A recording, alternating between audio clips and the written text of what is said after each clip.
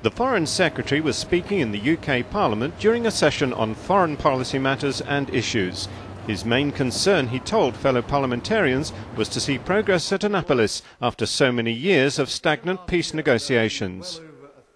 Annapolis does need to set out the consensus that exists between the parties, including critically the shared goal of a two-state solution, a viable Palestinian state living alongside a secure Israel. It also needs, and he didn't mention this specifically, but it also needs to launch a negotiating process, the absence of which has been terrible for the political horizon that's necessary if we're to make practical measures really bite. But he's also right to say that practical measures matter, economic and security measures. I referred in my answer to what the UK government hopes to do. The work of Tony Blair as the Quartet representative is important on that as well. In respect of timing, there is a short-term need for progress on practical measures, but I think the House will recognise we need a timetable, or at least some sense of the timing, for the negotiating process as well. And I think the emerging consensus that the next year is absolutely critical to make substantial progress is something that can give the spur that this process desperately needs.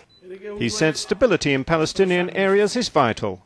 Before Annapolis, I think the best that we can do is maximise the consensus that exists between both sides and launch negotiations for the first time in many years. The process of negotiation has been in deep freeze. Secondly, he refers obliquely to the position of Hamas. President Abbas is the elected leader of all of the Palestinian people. It is for him to lead any process towards reconciliation across the divide that now exists between Gaza and the West Bank. My own impression is that much of the activity undertaken by Hamas since the coup in June has shown their true nature, not just to the wider world, but also to the Palestinian people.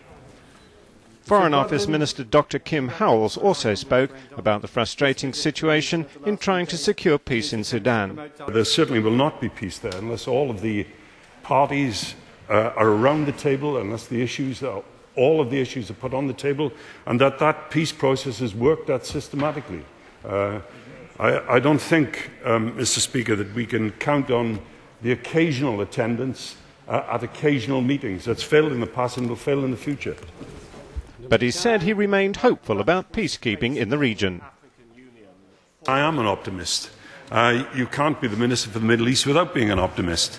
And say to him that I hope very much that the rather more encouraging moves that have been made over the last couple of months especially will result in some progress towards what I think he describes quite accurately as a peace guarding situation. I think we can negotiate from now until the end of this century, but there have to be, as his honourable friend has pointed out, there have to be effective troops on the ground who are capable of disciplining not only the state players, but rebels as well.